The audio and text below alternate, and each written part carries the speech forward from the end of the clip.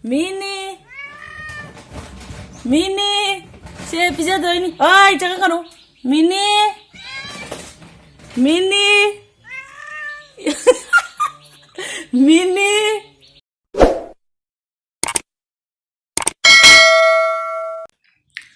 Hello, Mayam. Mayam ko alu kat na tali duna thabag yam kalli duna nahan dagi video am busem mangamdre ado ko gi alu se tanghai ma tale ba tanghai am diwali ado tanghai doi jengalake aduga mayam si jengoi gi pisum su mayam haure ba ko ado ko gi Jaipur gi laisabi singje katai da bu trading toy ba khangde ko Jaipur da di parlor su laite ay poilapul da loina taw nei ay do sigaina a poilapul tan chat padu de ai ngamdre aduna pisum si su hau bana lore do kona silchar da chalaga oina chiche da trading taw halani ado si dum lai jarasanu kaisum kaidre ado mayam ai hujik mayam da alu se jinghala age bako tanghai ama talini do tanghai am wali do tanghai siga 200 kg dumaina oire ba adum hisab lagai ba do mayam da so jinghala age ko mayam jengmina si alu do ji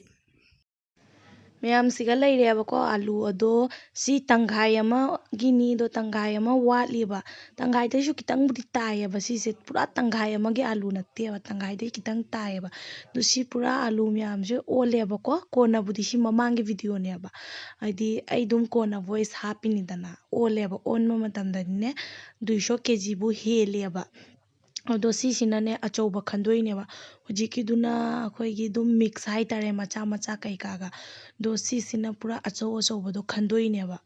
ado ga siga thamme achouba ngai sona macha ngai aduga kaino taurani si hujiki 200 kg se mina hairam bane ba ko to jon bagi damakta ola khotlaga jon dokrani ba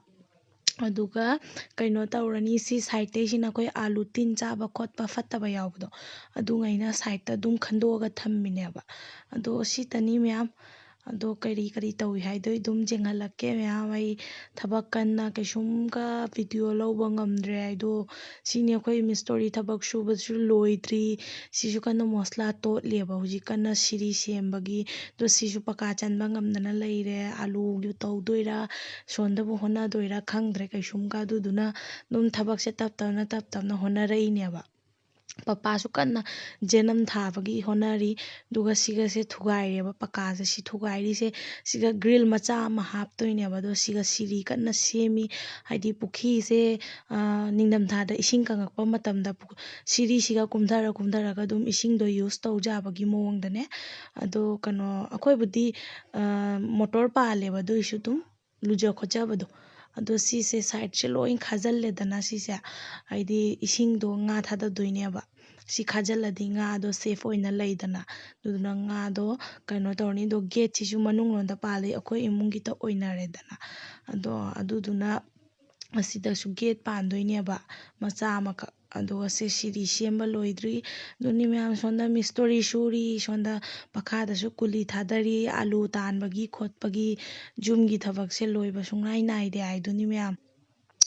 ado siga leirise khamen ni akhoi jumda pan baina mamangi block ta yengan bado ado hawai zat thongdoine ba ngasi si akhoi mini kana tummi ado si nupi mini ni ba ado nupa mini su lei akhoi gi mini ani kakni do jengalake nupa mini dumu ai do sina nupa mini ne ba do ani se kawraga khummi ba mayam ai jengalake jeng mobile ni da kawke ba mobile ni khumakani jeng Mini khummise uraba mayam Minu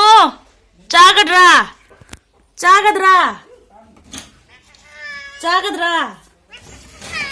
chagadra se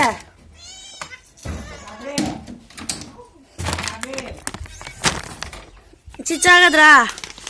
hana khumo Mini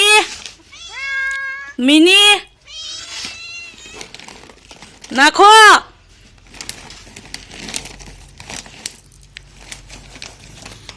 nang di se kai gino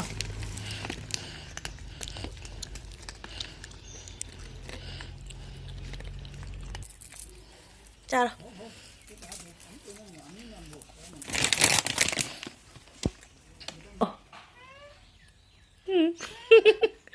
Mini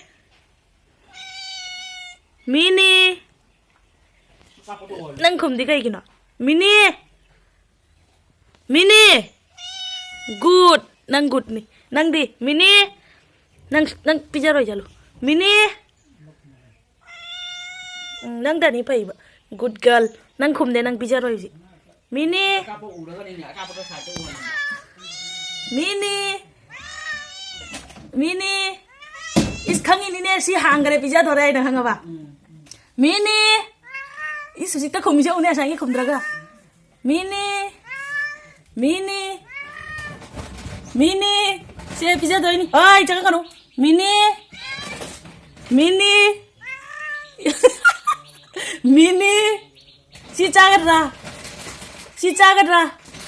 chagadra Chani Chani Chani Mini chagadra Chani Mayam siga leire hawaijar thongba alu ga khamen ga phajana thongai re aina ado hausu phajana haugre kaigino aidi hana video lauraga kona voice add tawbanina kai oy haido hana loi khangdu eba adu no wanga nga pa matamda haidei ba sathina haugre na ado mayam tasengna su haugre ado jang se udu so haugadaba mandra trak ka laurna mahi se haubane hawai zat ta sumaina mahi trak law base mahi langa haw tabane ba do se loire hingjang mayam do hujik satho ani do sitani mayam mai hujik cha kai ka cha he kwai tari chak to kwa maram hore din ngai te ba oi ba soi ra banina ado kwai dikai do oire upai leite ado mayam ngasi gi box se yelo se lage mi story kai ka thab suri se ngasi loirani do alu di tan ba loidri tanghai ma tale 200 kg thoi ai ro ngasi pitho kharani ba mi laulani olaga thamme ba bosta da do bosta olaga thamme do bosta do pitho kharani uri mi onda do kona mu talani do thabakan manina video se kaisum se mangamdre sigati kadai da su thokpham ju laite mol sol ju laite banina kai da su chatte duga threading su tawbangam dana tawsini mayam du pisum je urena anak pada layari chalaga dum tawja ba pola buldana chalaga ina threading taw du do mistori kai ka sui do eti sonda pakha da su kuli kai ka thada na alu kai ka talalli mistori sonda ani thadai mari do eikhoi jumgi mi anu muti mi taret nipan dumaina chari mina gano chak thong ba khot pado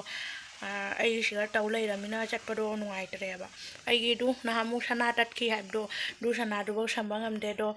bazar da chalaga sunari da samdu do bongam da na lai ro takani sunari chalaga sana samba matam da akhoi gi bazar du mate ga madum jeng halakani ba myam dai adu ni myam masi gi oina sai siga loishalage ro jenge kari sem ngam ba khoi gaw gi oina